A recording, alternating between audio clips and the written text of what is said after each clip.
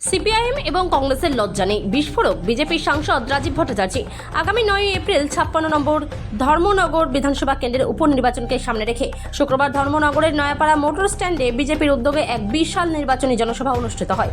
জনসভায় বিজেপির দলীয় কর্মী সমর্থকদের ব্যাপক উপস্থিতি লক্ষ্য করা যায়, যা উপনির্বাচনকে ঘিরে রাজনৈতিক উত্তেজনাকেই আরও স্পষ্ট করে তোলে। এই জনসভায় প্রধান বক্তা হিসেবে উপস্থিত ছিলেন ত্রিপুরা প্রদেশ বিজেপির সভাপতি রাজীব ভট্টাচার্য। এছাড়াও মঞ্চে উপস্থিত ছিলেন উপনির্বাচনের বিজেপি প্রার্থী জহর চক্রবর্তী সহ উত্তর জেলার বিজেপির একাধিক শীর্ষ নেতৃত্ব। ত্রিপুরা থেকে বিক্রম কর্মকারী report, big news Bangla. CPM প্রতিপক্ষ তারা আমাদের প্রতিপক্ষ হতে পারে না, তারা সেই যোগ্যতা হারিয়েছে। কেন হারিয়েছে? কারণ আমরা 2023-এ দেখলাম এই কংগ্রেস এবং সিপিএম একসঙ্গে ভোট লড়েছে। আমরা 15 বছর আগে আমরা যখন বক্তব্য রাখতাম, মাইকে দাঁড়িয়ে বক্তব্য রাখতাম যে কংগ্রেস আর সিপিএম এ, তখন আমাদের ভারতীয় জনতা পার্টিকে পাগল বলতো।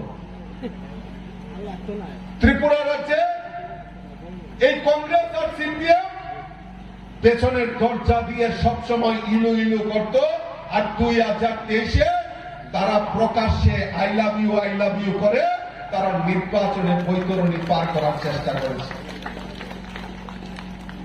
লজ্জা লাগে না তাদের? আপনাদের বাড়িতে ভোট ভিক্ষার যখন যাবে তখন জিজ্ঞেস করবেন না, দাদা আপনারা দেখি গত 23-এ নির্বাচনে দেখলাম একসঙ্গে লড়াই করলেন, আবার এইবারে ধর্মনগরের ভোটে আবার কি হলো, আবার আলাদা হয়ে গেলেন? তাদের লজ্জার শরম নেই, কারণ তারা তো রাজনীতি মানুষের জন্য রাজনীতি করে না, তারা রাজনীতি করে ব্যক্তিগত চরিত্রকে চরিতার্থ করার জন্য। এই কংগ্রেস সিপিএম এর নেতারা রাজনীতি করে। লজ্জা থাকা উচিত তাদের, লজ্জা থাকা উচিত। দেখলাম 2023-এ আগে তো লুকিয়ে লুকিয়ে প্রেম করতো, এইবার যখন 2023-এ যখন প্রকাশ্যে তারা আই লাভ ইউ বিবাহ হয়ে গেল, তখন দেখলাম সিপিএম এর অফিস থেকে কংগ্রেসের পতাকা বেরোয়, কংগ্রেসের পতাকা কাঁদবে, সিপিএম এর অফিস থেকে বেরোচ্ছে। সিপিএম এর তারা মিছিলে যায়। কিছুদিন আগেও দেখতাম আমরা ওই কংগ্রেসের কালো হাত ভেঙে দিন, ঘুরিয়ে দিন, আর সেই সিপিএম এর নেতারা কংগ্রেসের ফ্ল্যাগ কাঁধে নিয়ে তারা মিছিল করছে।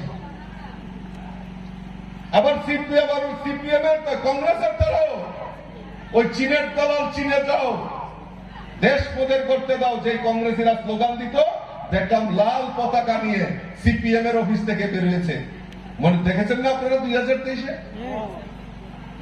এখন আবার বিবাহ বিচ্ছেদ হয়ে গেছে, ডিভোর্স হয়েছে। তাদেরকে বিশ্বাস করবেন না, তাদেরকে বিশ্বাস করবেন না।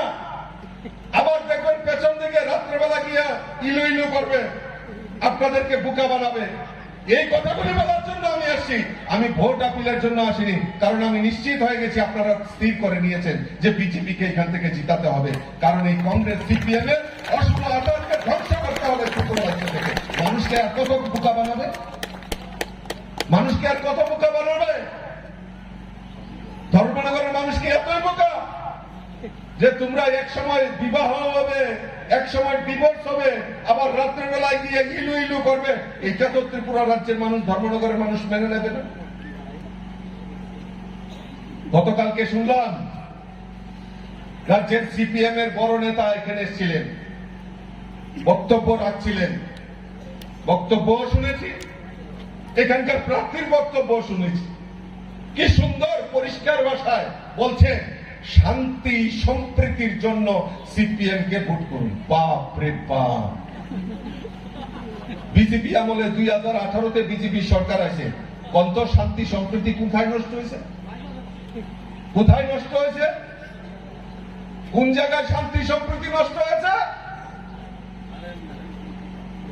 আমি যদি প্রশ্ন করতে চাই, ওই গতকালকে যারা আগরতলা থেকে সিপিএম এর টাবর নেতারা এখানে এসেছিলেন, আর এই এলাকার যিনি প্রার্থী শান্তি সম্প্রীতির কথা বলে থাকেন, আমার কাছে নথি রয়েছে, অনেক কাগজ তৈরি করে এনেছি, খুব একটা বেশি বলার দরকার নেই, কয়েকটা বললেই হয়ে যাবে। ধর্মনগরে অফিস টিলায় সত্যব্রত চৌধুরী হত্যাকাণ্ড, আপনারা ভুলে গেছেন ধর্মনগরের মানুষ? ধর্মনগরের মানুষ ভুলে গেছেন সত্যব্রত রায় চৌধুরীর কথা? সত্যব্রত চৌধুরীর কথা ভুলে গেছেন আপনারা? সেই গণহত্যা হয়েছিল, ঘরের দোকানের ভেতর ঢুকে তাকে হত্যা করা হয়েছিল। তারপর তার যে দেহ, মরদেহ দড়িতে বেঁধে লটকানো হয়েছিল, যাতে মনে হয় যে সে ফাঁসি দিয়েছে, অথচ তাকে